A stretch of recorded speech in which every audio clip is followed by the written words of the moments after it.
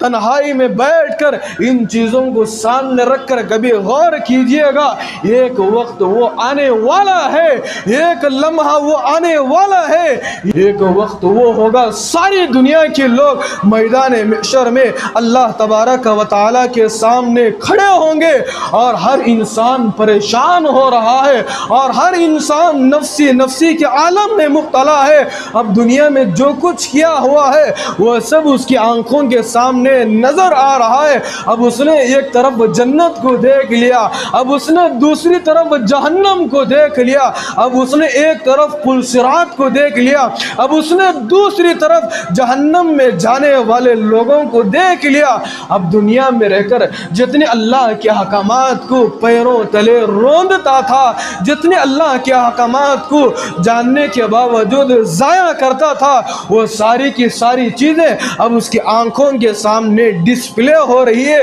اس کی آنکھوں کے سامنے نظر آ رہی ہے، اور وہ اس بات پر افسوس کرے گا، اس لیے کہ اب وہاں پہنچنے کے بعد اس بات کی کوئی گارنٹی نہیں ہے، اس بات کی کوئی امید نہیں ہے۔ ہم اللہ سے جا کر ایک درخواست پیش کریں، اللہ ایک منٹ کے لیے دنیا میں بھیج دیجئے، اللہ ایک سیکنڈ کے لیے ہمیں دنیا میں بھیج دیجئے۔ اللہ میں نے دنیا میں کبھی جہنم کو نہیں دیکھا تھا، اللہ کبھی میں دنیا میں رہتے ہوئے جنت کو نہیں دیکھا تھا، اللہ میں دنیا میں رہتے ہوئے کبھی پل صراط کو نہیں دیکھا تھا، اللہ کبھی میں دنیا میں رہتے ہوئے یہ قبر کی ہولناکیوں کو نہیں دیکھا تھا، اللہ معاف فرما دیجئے، اللہ توبہ کرتا ہوں، استغفار کرتا ہوں، اللہ ایک مرتبہ مہلت دے دیجئے، جاؤں گا دنیا میں ایک سیکنڈ بھی تیری عبادت سے غافل نہیں ہوں گا۔ بزرگان محترم،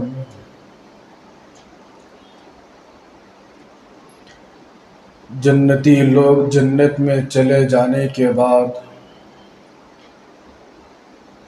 جہنمی لوگ جہنم میں چلے جانے کے بعد، جنتی لوگ جہنم والوں سے پوچھیں گے، ما سلککم فی سقر، کس چیز نے تم کو جہنم رسید کر دیا، کس بات نے تم کو جہنم میں داخل کیا، کون سا ایسا گناہ تمہاری زندگی میں ہوا تھا جس کی وجہ سے آج تم لوگ جہنم میں جل رہے ہو، کون سی ایسی غلطی تھی جس کی وجہ سے آج تم اللہ کے عذاب کے شکار ہو چکے ہو۔ جنتی لوگ جہنم والوں سے یہ سوال کریں گے تو جہنم والے تھوڑی دیر کے لیے خاموش ہو جائیں گے، پھر جنتی لوگ جہنم والوں سے پوچھیں گے، دوزخ والوں سے پوچھیں گے کہ کون سی غلطی تھی جس کی وجہ سے تم جہنم میں چلے گئے اور ہمیشہ ہمیشہ کے لیے جہنم میں جل رہے ہو، کون سی چیز نے تم کو یہاں پر جلنے پر مجبور کر دیا۔ تو جہنم میں جانے والے لوگ، جہنمی لوگ، دوزخی لوگ، عذاب میں جلنے والے لوگ جنت والوں سے کہیں گے، قالوا لم نک من المصلین، جہنمی لوگ سب سے پہلے یہ بات کہیں گے کہ 4 غلطیاں ہمارے سے سرزد ہوئی ہے، 4 گناہ ہم سے سرزد ہوئے ہیں، جس کی وجہ سے آج ہم جہنم میں جل رہے ہیں۔ ان میں سے سب سے پہلا گناہ، ان میں سے سب سے پہلی غلطی جہنمی لوگ جنت والوں سے کہیں گے، قالوا لم نک من المصلین، سب سے پہلا جرم یہ تھا، سب سے پہلی غلطی یہ تھی، سب سے بڑا جرم یہ تھا کہ ہم دنیا میں رہتے ہوئے نماز نہیں پڑھتے تھے۔ سب سے پہلی غلطی، سب سے پہلا جرم یہ ہے کہ قالوا لم نکو من المصلین، ہم دنیا میں رہ کر نماز نہیں پڑھتے تھے۔ یہ سب سے پہلا جرم ہے، سب سے پہلی غلطی ہے، سب سے بڑا گناہ یہی ہے کہ ہم دنیا میں رہتے ہوئے اللہ کے حکم کو ضائع کرتے تھے۔ دوسری غلطی، جہنمی لوگ جنت والوں سے یہ کہیں گے وَلَمْ نَكُ نُطْعِمُ الْمِسْكِينَ۔ دوسرا گناہ یہ ہے، دوسری غلطی یہ ہے، دوسرا جرم ہمارا یہ ہے کہ ہم مسکینوں کو کھانا نہیں کھلاتے تھے۔ غریب لوگوں کا حق ہمارے اوپر واجب تھا، اللہ پاک نے ہم کو مال و دولت دے رکھا تھا۔ وَلَمْ نَكُ نُطْعِمُ الْمِسْكِينَ۔ دوسرا بڑا گناہ یہ ہے، دوسری سب سے بڑی غلطی اور جرم یہ ہے کہ ہم لوگ غریبوں کو کھانا نہیں کھلاتے تھے، مسکینوں کو کھانا نہیں کھلاتے تھے، لاچاروں کی مدد نہیں کیا کرتے تھے، ان کو کھانا نہیں کھلاتے تھے۔ جہنمی لوگ کہیں گے یہ ہمارا دوسرا جرم ہے، یہ ہمارا دوسرا سب سے بڑا گناہ ہے۔ تیسرا گناہ کیا ہے؟ جہنمی لوگ جنت والوں سے کہیں گے تیسرا ہمارا جرم یہ ہے، تیسری ہماری غلطی یہ ہے، تیسرا سب سے بڑا جرم عظیم یہ ہے وَكُنَّا نَخُوضُ مَعَ الْخَائِضِينَ، ہم دین کا مذاق اڑانے والوں کے ساتھ ہم بھی مل کر مذاق اڑاتے تھے۔ دین کا کوئی لوگ مذاق اڑاتے تھے، کفار مکہ رسول اللہ صلی اللہ علیہ وسلم کا مذاق اڑاتے تھے، ٹھٹا اڑایا کیا کرتے تھے۔ رسول اللہ صلی اللہ علیہ وسلم کو کبھی کفار مکہ ساحر کہا، کبھی مجنون کہا۔ یہ سارا کا سارا نقشہ اللہ پاک نے قرآن مجید کے اندر پارے نمبر 27 سورۃ الزاریات کے اندر تفصیل کے ساتھ ذکر کیا۔ وَلَا تَجْعَلُوا مَعَ اللَّهِ إِلَٰهًا آخَرَ إِنِّي لَكُم مِّنْهُ نَذِيرٌ مُّبِينٌ كَذَٰلِكَ مَا أَتَى الَّذِينَ مِن قَبْلِهِم مِّن رَّسُولٍ إِلَّا قَالُوا سَاحِرٌ أَوْ مَجْنُونٌ۔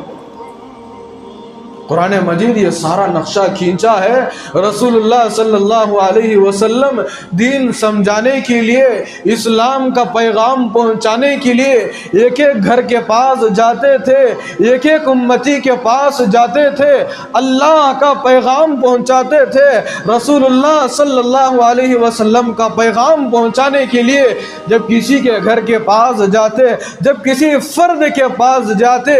اور اللہ کا پیغام پہنچاتے، بزرگان محترم روایتوں کے اندر آتا ہے بعض لوگ تو وہ تھے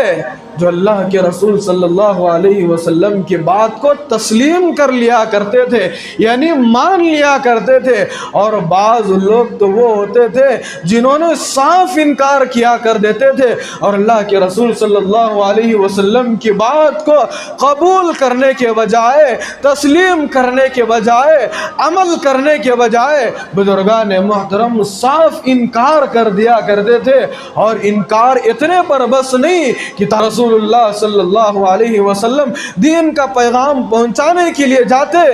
تو بعض وہ کفار مکہ ہوتے تھے اللہ کے رسول صلی اللہ علیہ وسلم کو ساحر کہا کرتے تھے،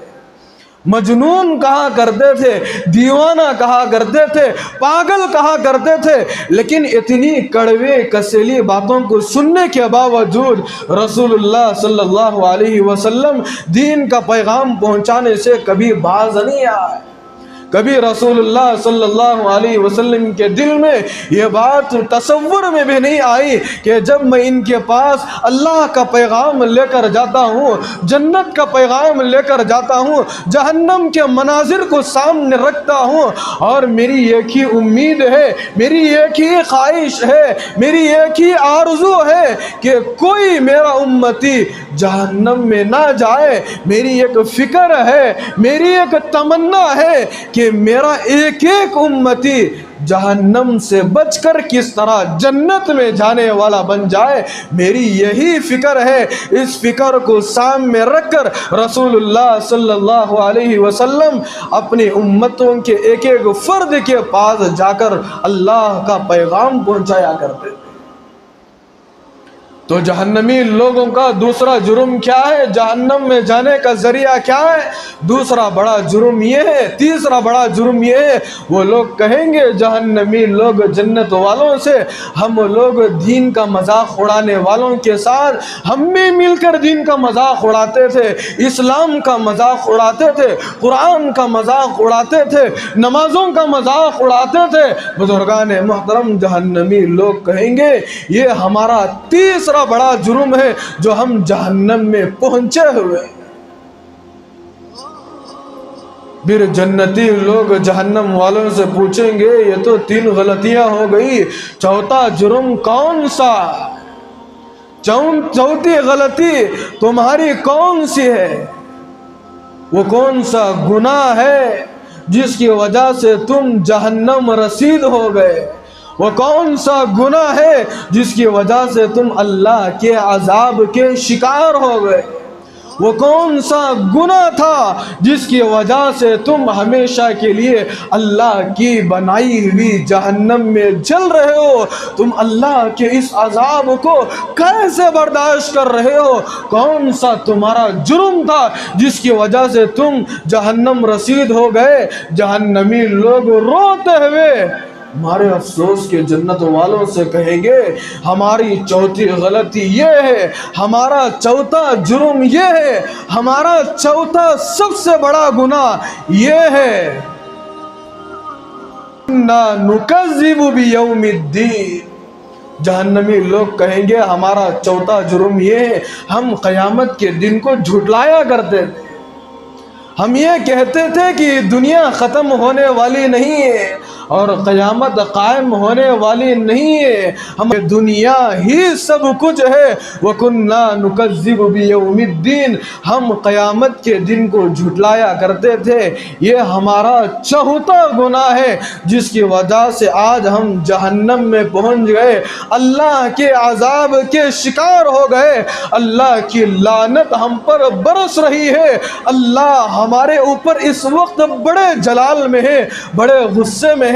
اللہ پاک ہمارے سے اس وقت بہت زیادہ ناراض ہے۔ یہ 4 غلطیاں ہیں جس کو ہم دنیا میں معمولی سمجھتے تھے، جس کو ہم دنیا میں ہلکا سمجھتے تھے۔ سب سے پہلا حق اللہ کا یہ تھا کہ نماز پڑھنا یہ فرض تھا۔ اسلام کے رکنوں میں سے سب سے اہم رکن وہ نماز تھا۔ رسول اللہ صلی اللہ علیہ وسلم حدیث پاک کے اندر ارشاد فرماتے ہیں اول ما یحاسب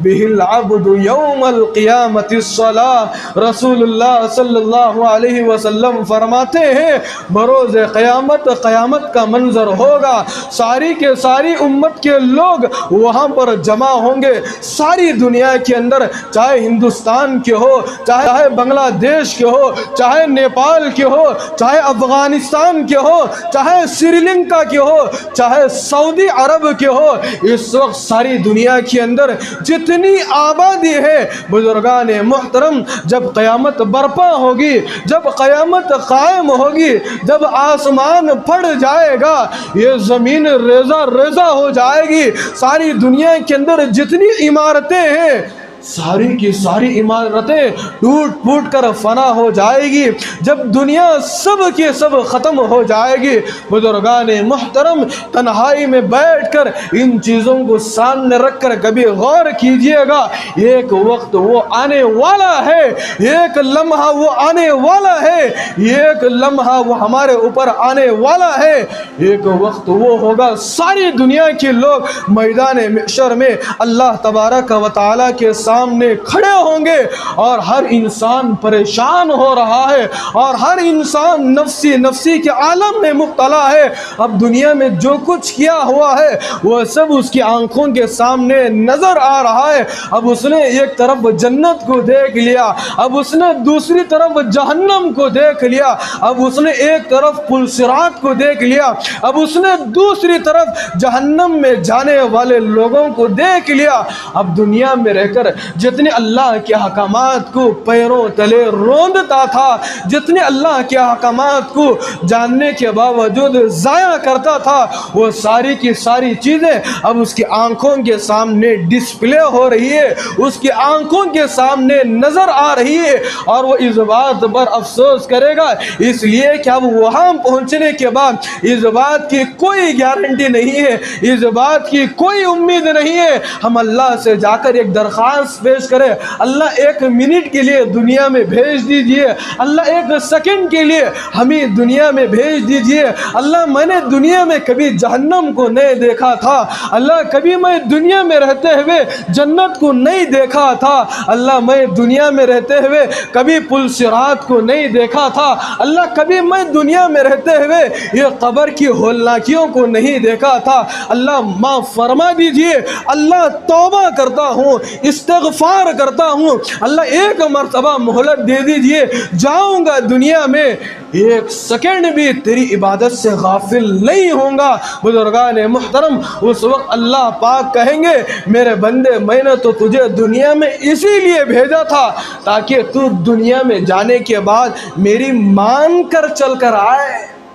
ایک بات یہاں پر نقطے کی بتا دیتا ہوں بزرگان محترم، ہم لوگ اللہ کو تو مانتے ہیں لیکن معاف فرمائے اللہ کی نہیں مانتے ہم لوگ۔ رسول اللہ صلی اللہ علیہ وسلم کو تو مانتے ہیں، آخری نبی ہے، آخری رسول ہے، آخری پیغمبر ہے، لیکن معاف فرمائے بزرگان محترم، رسول اللہ صلی اللہ علیہ وسلم کی نہیں مانتے، بتائے ہوئے طریقے پر عمل نہیں کرتے، بتائے ہوئے سنتوں پر ہماری زندگی کے لیے ہم اس کو زندگی کو نہیں چلاتے، ایک ایک سنت پر ہم زندگی گزارنے کے لیے اپنی جان کو قربان نہیں کرتے۔ بزرگان محترم، قیامت کا دن نفسی نفسی کا عالم ہوگا۔ اللہ کے رسول صلی اللہ علیہ وسلم نے فرمایا، اول ما یحاسب بہ العبد یوم القیامت الصلاۃ، بروز قیامت تمہاری جائیداد کے بارے میں سوال سب سے پہلے نہیں ہوگا، سب سے پہلے بروز قیامت اللہ کے دربار میں جب تمہاری حاضری ہوتی ہے، اللہ کے سامنے جب تمہاری پیشی ہوتی ہے، اللہ تبارک و تعالی تمہارے سامنے ہوتے ہیں اور تم اللہ تبارک و تعالیٰ کے سامنے کھڑے ہوتے ہیں، سب سے پہلا سوال اللہ پاک تم سے یہ پوچھتے ہیں، اول ما یحاسب بہ العبد یوم القیامت الصلاۃ، میرے بندے بتا دنیا میں جانے کے بعد تو نے نماز پڑھا کہ نہیں پڑھا؟ اولو کا سوال ہے، اول ما یحاسب، سب سے پہلا سوال میرے بھائیوں نماز کے بارے میں سوال ہوتا ہے، نہ مال کے بارے میں سوال ہوگا، نہ دولت کے بارے میں سوال ہوگا، نہ عہدے کے بارے میں سوال ہوگا، نہ جائیداد کے بارے میں سوال ہوگا، نہ پراپرٹی کے بارے میں سوال ہوگا، نہ بینک بیلنس کے بارے میں سوال ہوگا، نہیں میرے بھائیوں، سب سے پہلا بنیادی سوال یہ ہوگا کہ تم نے دنیا میں نماز پڑھا کہ نہیں پڑھا۔ آؤ سب سے پہلے اس سوال کا ہمارے دربار میں جواب دو۔ اگر ہماری زندگی کے اندر نماز ہوگی، رب کعبہ کی قسم ڈنکی کی چوٹ پر ہم عاجزی کے ساتھ اللہ پاک سے یہ کہیں گے، اے اللہ میں دنیا میں گیا ہوا تھا، واقعتاً آپ نے دنیا میں ہم سب کو جنت بنانے کے لیے بھیجے تھے، آپ کو راضی کرنے کے لیے بھیجے ہوئے تھے، اللہ منکر نکیر گواہ ہے، نامہ اعمال سامنے حاضر ہے، اللہ زندگی میں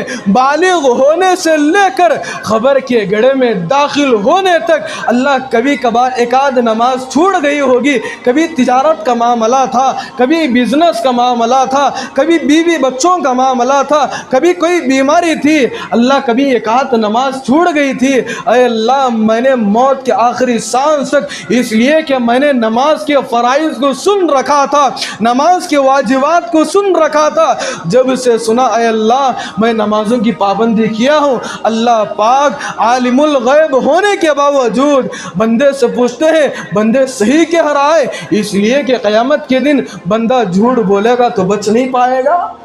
یہاں اگر کوئی انسان چوری کر لے، جھوٹ بول کر بچنا چاہے تو بچ جائے گا، لیکن قیامت کے دن ایسا معاملہ نہیں ہوگا۔ بالکل ہمارے ہاتھوں کے اندر، ہمارے ہاتھوں میں ہمارا نامہ اعمال دیا جائے گا۔ جس کی زندگی کے اندر تقوی ہوگا، جس کی زندگی کے اندر اللہ کے احکامات ہوں گے، جس کی زندگی کے اندر رسول اللہ صلی اللہ علیہ وسلم کے طور و طریقے ہوں گے، بزرگان محترم قیامت کے دن اس کا نامہ اعمال سیدھے ہاتھ میں دیا جائے گا۔ اور جس کی زندگی کے اندر تقوی نہیں ہے، گناہوں سے نفرت کرنے کے بجائے گناہوں میں رہ کر پوری زندگی گزار دیا، گناہوں میں لکپت ہو کر اللہ کو ناراض کر دیا، اللہ کے رسول صلی اللہ علیہ وسلم کی ایک سنت پر بھی عمل نہیں کیا، بزرگان محترم بروز قیامت پتہ چلے گا ایسے لوگوں کا نامہ اعمال بائیں ہاتھ میں دیا جائے گا۔ وہ لوگ چلائیں گے، مارے افسوس کے ادھر ادھر بھاگتے جائیں گے۔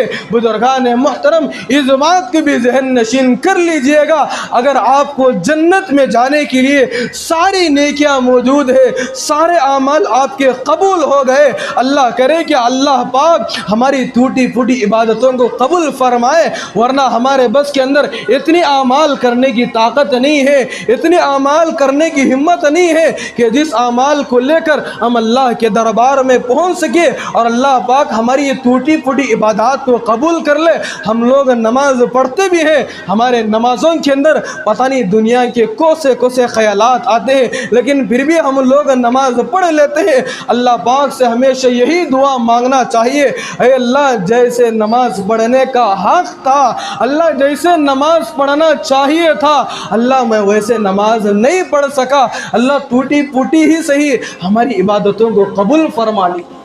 ایک چھوٹا سا واقعہ بتا دیتا ہوں چونکہ وقت کا تقاضا ہے کہ نماز جمعہ سے پہلے شہر بنگلور کے مشہور و معروف شخصیت حضرت مولانا پی ایم مزمل صاحب دامت برکاتہم اللہ حضرت کی عمر میں برکت عطا فرمائے۔ اس وقت اللہ پاک پورے ہندوستان کے اندر ہی نہیں بلکہ پورے بر اعظم میں اللہ پاک حضرت سے کام لے رہا ہے۔ تو حضرت کی یہ کلپ کل ہی حضرت نے یوٹیوب پر اپلوڈ کیا تھا تو میں سن رہا تھا۔ حضرت حاتم اسم، کیا نام ہے؟ حضرت حاتم اسم بہت بڑے اللہ والے گزرے۔ کسی نے ان سے آ کر پوچھا حضرت آپ نماز کیسے پڑھتے ہیں؟ آپ جب نماز پڑھتے ہیں آپ کی نماز کی کیفیت کیا ہوتی ہے؟ تو اللہ والے تھے، کہنے لگے میں جب وضو کرتا ہوں تو لوگ یہ سمجھتے ہیں کہ میں نماز کے لیے وضو کر رہا ہوں۔ حضرت نے کہا کہ میں وضو نہیں بلکہ میں اپنی زندگی کا غسل کر رہا ہوں، اپنی زندگی کا غسل کر رہا ہوں۔ پھر آگے بڑھ کر مرید نے حضرت سے پوچھا حضرت آپ نماز پڑھتے ہیں، نماز کی کیفیت کیا ہوتی ہے؟ نماز کی کیفیت کیا ہوتی ہے؟ حضرت نے کہا کہ جب میں وضو کر کر نماز پڑھنے کے لیے جب جا کر اللہ کے دربار میں کھڑا ہوتا ہوں، اللہ کے دربار میں پوری عاجزی کے ساتھ، پورے ادب کے ساتھ جب کھڑا ہوتا ہوں نماز پڑھنے کے لیے، جب میں اپنے دونوں ہاتھوں کو اٹھاتا ہوں تکبیر کہتے ہوئے اللہ اکبر کہہ کر اپنے دونوں ہاتھوں کو اٹھا کر جب میں باندھتا ہوں نماز پڑھنے کے لیے، جب میں کھڑا ہوتا ہوں تو میرے سامنے کعبہ ہوتا ہے۔ نماز میں کھڑا ہوتا ہوں تو کیا دکھتا ہے؟ سامنے کعبہ نظر آتا ہے۔ جب میں نماز پڑھنے کے لیے کھڑتا ہوں میرے سیدھے ہاتھ کی طرف جنت ہوتی ہے۔ جب میں نماز پڑھنے کے لیے کھڑا ہوتا ہوں میرے بائیں جانب جہنم ہوتی ہے۔ جب میں نماز پڑھنے کے لیے کھڑا ہوتا ہوں میرے پیروں کے نیچے پلسرات ہوتی ہے۔ جب میں نماز پڑھنے کے لیے کھڑا ہوتا ہوں میرے پیچھے موت نظر آتی ہے۔ حضرت نے اپنے مرید سے کہا کہ میں ایسے نماز پڑھتا ہوں،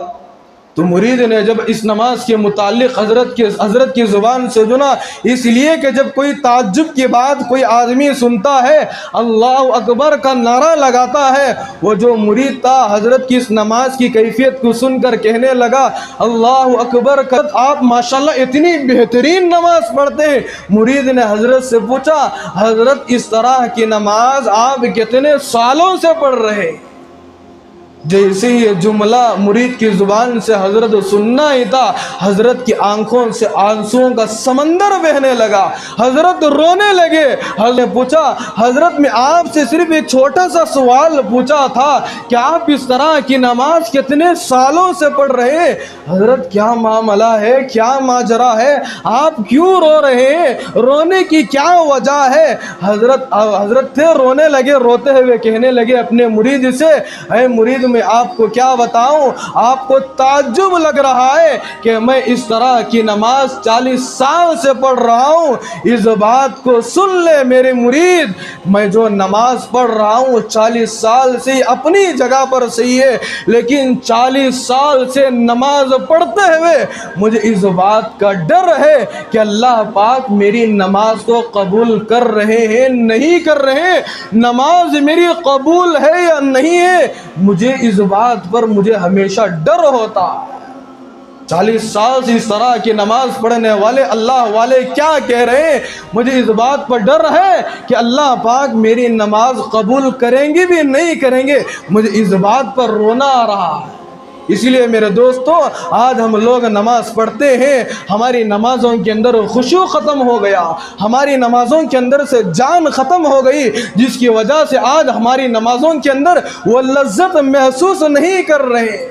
الغرض وہ حدیث بتا رہا تھا، اللہ کے رسول نے فرمایا بروز قیامت ہوگا سب سے پہلا سوال بندوں سے یہ ہوگا کہ تم نے نماز پڑھا کہ نہیں پڑھا۔ آگے اللہ کے رسول نے فرمایا فَإِن صَلُحَتْ صَلُحَ سَائِرُ عَمَلِ وَإِن فَسَدَتْ فَسَدَ سَائِرُ عَمَلِ، اگر تمہاری نماز میں تم کامیاب ہو گئے سمجھ لو کہ بقیہ منزلوں میں تم بآسانی کامیاب ہوتے ہوئے چلے جاؤ گے، اگر نماز میں فیل ہو گئے، اگر نماز میں تم ناکام ہو گئے، تمہاری زندگی کے اندر 2-4 نمازوں کے علاوہ صرف 60 نماز پڑھتے تھے، جمعہ پڑھ لیے، پھر عید الاضحیٰ کے موقع پر نظر آتے تھے، عید الفطر کے موقع پر نظر آتے تھے، بقیہ پورے ہفتوں کے 5 نمازوں میں تم غائب رہتے تھے۔ رسول اللہ صلی اللہ علیہ وسلم نے فرمایا اس بات کو سن لو، نماز میں ناکام ہو گئے، نماز میں تم 0 مارکس لے کر آ گئے، سمجھ لو کہ بقیہ منزلوں میں تم ناکام ہو جاؤ، تمہارا کوئی مددگار نہیں ہوگا۔ اس لیے بزرگان محترم جہنمی لوگ جو جہنم میں گئے ہیں سب سے پہلی غلطی یہی تھی، انہوں نے کہا کہ ہم دنیا میں رہتے ہوئے نماز نہیں پڑھتے تھے۔ دوسرا جرم ان کا کیا تھا بزرگان محترم، وہ کہتے تھے وَلَمْ نَكُ نُطْعِمُ الْمِسْكِينَ، اللہ پاک کا دیا ہوا ہمارا پاس بہت کچھ تھا، اللہ پاک نے ہم کو مال و دولت دے رکھا تھا، لیکن ہم کسی غریب کی مدد نہیں کیا کرتے تھے۔ بزرگان محترم اللہ پاک نے کسی کو مال دیا ہے وہ صرف اپنے ہی لیے استعمال نہ کرے، اس کے مال میں غریبوں کا بھی حق ہوتا ہے، اس کے مال میں مسکینوں کا بھی حق ہوتا ہے، اس کے مال میں لاچاروں کا بھی حق ہوتا ہے، رشتہ داروں کا بھی حق ہوتا ہے، بیواؤں کا بھی حق ہوتا ہے، یتیموں کا بھی حق ہوتا ہے۔ اللہ کے دیے ہوئے مال کو صحیح جگہ پر استعمال کرنا چاہیے، اللہ کے دیے ہوئے مال کو دل کھول کر تعاون کرنا چاہیے۔ اگر تمہارے سامنے کوئی غریب آ کر، کوئی لاچار آ کر کوئی گھر کی پریشانی سناتا ہے، کوئی گھر کا مسئلہ سامنے رکھتا ہے، کوئی مجبوری سناتا ہے، اگر اللہ پاک نے تم کو دیا ہے، اللہ پاک پارے نمبر 30 کے اندر ارشاد فرماتے ہیں وَأَمَّا السَّائِلَ فَلَا تَنْهَرْ، جب کوئی سوال کرنے والا تمہارے پاس آ کر اپنی مجبوری پیش کرتا ہے، اپنے حالات کو سامنے رکھتا ہے، چاہے چاہے رشتہ دار ہو، چاہے بھائی ہو، چاہے بہن ہو، چاہے خاندان والے ہو، کوئی کیوں نہ ہو، اگر تمہارے سامنے کوئی مجبوری رکھتا ہے، وَأَمَّا السَّائِلَ فَلَا تَنْهَرْ، کوئی سوال کرتا ہے تو تم اس کو کبھی مت جھڑکنا، کبھی تم اس کے سامنے اپنے چہرے کو مت بگاڑنا۔ اگر اللہ پاک نے تم کو دیا ہے، چھپا کر تم اس کی مدد کر دو، ایک وقت وہ آئے گا تم دنیا سے چلے جائیں گے، اللہ پاک تمہارے بچوں کے لیے کسی اور کو فرشتہ بنا کر تمہارے بچوں کے، تمہارے گھر والوں کی ذمہ داریوں کو اللہ پاک مکمل کریں گے۔ دوسرے نمبر پر کون سا گناہ تھا جہنم میں جانے کا؟ مال و دولت ہونے کے باوجود وَلَمْ نَكُ نُطْعِمُ الْمِسْكِينَ، کسی مسکین کی مدد نہیں کیا کرتے تھے، کسی غریب کو کھانا نہیں کھلایا کرتے تھے، جس کی وجہ سے جہنم میں چلے گئے۔ تیسرا بڑا گناہ جہنمی لوگ جہنم میں جانے کا یہ تھا، دین کا مذاق اڑایا کرتے تھے، دوسرے لوگ مذاق اڑاتے ان کے ساتھ مل کر وہ بھی مذاق اڑاتے تھے۔ آج کتنے لوگ ہیں بزرگان محترم، معاف فرمائے، مسلمان ہیں، مسلمانوں کا مذاق اڑاتے ہیں۔ ایک مسلمان ہے، رسول اللہ صلی اللہ علیہ وسلم کی سنت رکھا ہوا ہے، مذاق اڑاتے ہیں۔ ایک آدمی پہلے بے نمازی تھا، نماز نہیں پڑھتا تھا، فضائل سن کر نماز کا پابند بن گیا۔ دوسرے لوگ جب اس کو نماز پڑھتے ہوئے دیکھتے ہیں، نماز کا مذاق بھی اڑاتے ہیں اور نماز پڑھنے والے کے بھی مذاق اڑاتے ہیں۔ یہ تیسرا گناہ تھا۔ ایسا دین کا مذاق اڑانے والے، ایسا اسلام کا مذاق اڑانے والے، ان کا انجام بھی یہی ہوگا جس طرح ان لوگوں کا ہوا، جہنم میں جانے کا ذریعہ بن جائیں گے۔ چوتھا سب سے بڑا گناہ جہنمی لوگ جہنم میں جانے کا یہ تھا کہ وہ قیامت کے دن کو جھٹلایا کرتے تھے،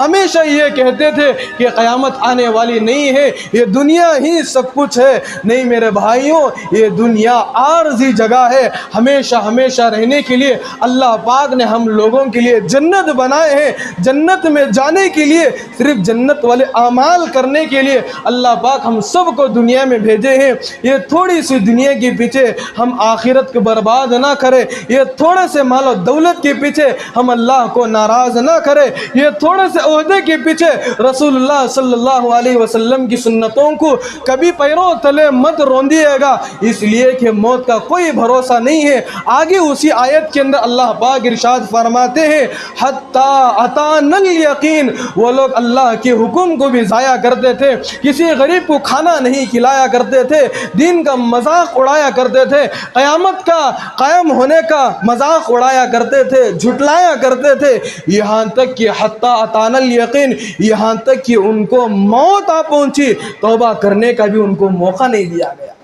آج لوگ کہتے ہیں چلو بھائی نماز پڑھ لو، حضرت کل سے پڑھ لیں گے، کپڑے میلے ہیں۔ ارے عقل کے اندھے، اگر تجھے کسی دعوت میں جانے کے لیے کوئی تیرا دوست بلاتا ہے، کپڑے تیرے گندے ہونے کے باوجود کیا تو دعوت میں جانے سے رک سکتا؟ تیرے کپڑے گندے ہونے کے باوجود جب تیرا دوست تجھے کسی دوست کے ولیمے کی دعوت کے لیے دعوت دیتا ہے تو فوراً ڈنکی کی چوٹ پر لبیک کہتے ہوئے، چاہے تیرے کپڑے گندے ہو کہ پاک ہو، لیکن تو دعوت کھانے کے لیے ضرور جاتا ہے۔ آج تیرے کان میں مؤذن کی آواز پہنچنے کے باوجود کیوں تو اپنے کاروبار کو چھوڑ کر اللہ کے حکم کو ادا کرنے کے لیے مسجد کو کیوں نہیں آتا؟ بزرگان محترم، یہ 4 سب سے بڑے گناہ تھے جن گناہوں کی وجہ سے لوگ جہنم میں جانے کا ذریعہ بنے۔ کہیں ایسا نہ ہو یہ 4 گناہ ہمارے اندر ہو اور ہم لاپرواہی برتے اور ہم بھی اللہ کے عذاب کے شکار ہو جائے اور ہمیشہ ہمیشہ اللہ کے عذاب میں جلنے والے ہو جائے۔ اللہ کے عذاب کو کوئی برداشت نہیں کر سکتا، اللہ کے عذاب کو کوئی، اللہ کے عذاب سے کوئی برداشت نہیں کر سکتا۔ اسی لیے بزرگان محترم، ان 4 باتوں پر عمل کرنے کی اس وقت آج مجھے اور آپ کو بلکہ پوری دنیا کے مسلمانوں کو اشد ضرورت ہے۔ نمازیں بھی پڑھنا ہے، غریبوں کی مدد بھی کرنا ہے، اسلام جو ہمارے تک پہنچا ہے اس اسلام پر عمل بھی کرنا ہے، اور قیامت برحق ہے، قائم ہونے والی ہے، اس کو مد نظر رکھتے ہوئے نیک اعمال کر کے اپنے آپ کو جنت کا حقدار بنانا ہے۔ بس